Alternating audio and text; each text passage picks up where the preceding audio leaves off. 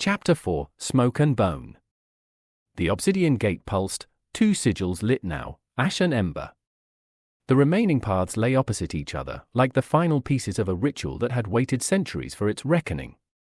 You exchanged a glance with your companions. Smoke or bone? Thorn asked. You nodded toward the smoke-filled corridor. Let's face what we can't see first. Smoke seal, the labyrinth of whispers. The air thickened as you stepped into the smoke-walled path. It wasn't just mist, it was soul smoke, drifting from the pores of the stone-like size from the dead. Visibility dropped to a few feet. Every breath you took felt borrowed. After 50 steps, the corridor fractured into a maze, walls of black slate slick with condensation, mirrors inset at odd angles. Some reflected only fog. Others showed twisted glimpses of yourselves. Thorn muttered, "This feels like walking through someone's last thoughts." Nisara closed her eyes, her staff pulsing dimly. Illusions. Half-truths. This is a trial of clarity, not power.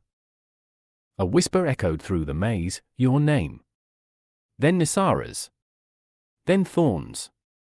The voices sounded wrong. Hollow. Like echoes of people long dead. A stone plinth emerged ahead, bearing a 3-faced mask. An inscription spiraled along its base, 3 faces, what you were. What they saw. What you hid. Where only the truth, or wander forever. Thorn grimaced. Great.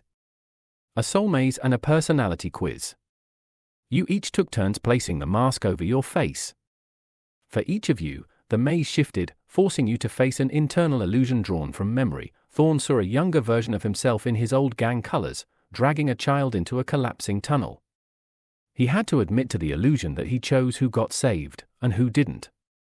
Nisara was faced with her former master, asking her if she would break her oath again to save just one life. She whispered yes.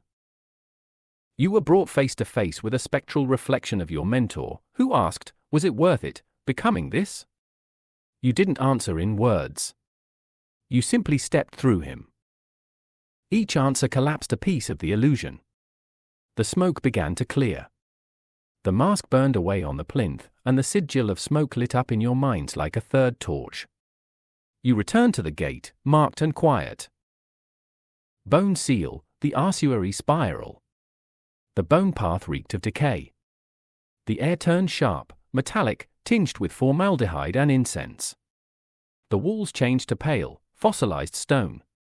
Niches held skulls, some humanoid, some not. You descended into a spiraling ossuary, the staircase coiled like a vertebra. At the bottom stood a circular vault, sealed by a ribcage of bone. 4 sockets were carved into a central spine-like column. Above it, an inscription, to speak to the dead, you must borrow their voice. Offer bone, blood, breath, and silence. Scattered around the chamber were relics, skulls, finger bones, teeth. Some were glowing faintly. Others pulsed with menace.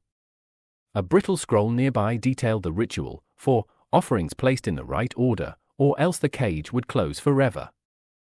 Bone, a ceremonial femur taken from a grave-marked chosen martyr. Blood, Nisara cuts her palm and drips blood into the spine's hollow. Breath, Thorn used a whistle he stole earlier to trigger the windrite. Silence, you place your soul weapon into the final socket, choosing not to speak. The chamber shudders. The ribcage unfurls like a blooming flower of bone. A faint hum rises, then a voice. You awaken what should not stir. The shadows coalesce. A skeletal figure, its bones charred and gold-lined, stands, half-formed, a forgotten priest of the Gravebinder. It strikes without warning. The Bone Eater. It moves like wind through a crypt, silent, brutal, leaving trails of corrosion with every touch. Nisara blasts it with spectral flame, but it reforms from the ash.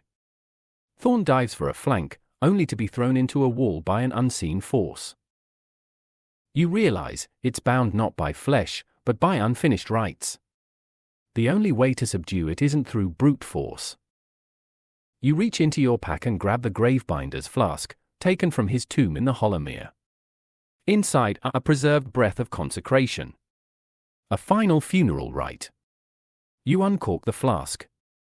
The scent of lavender, myrrh, and old prayers floods the room. The creature recoils. You raise the flask, chanting instinctively words you don't remember learning. The spirit howls, its form unraveling. You honor us, it whispers before dispersing into bone dust and fading light. The fourth sigil, bone, blazes into life. You return to the central gate. All four glyphs now glow. The obsidian cracks with molten light, opening inward to reveal a final stairway. Whatever lies beyond was sealed for a reason. You stepped forward. The Ember Crown's location was near. And the final confrontation waited beyond.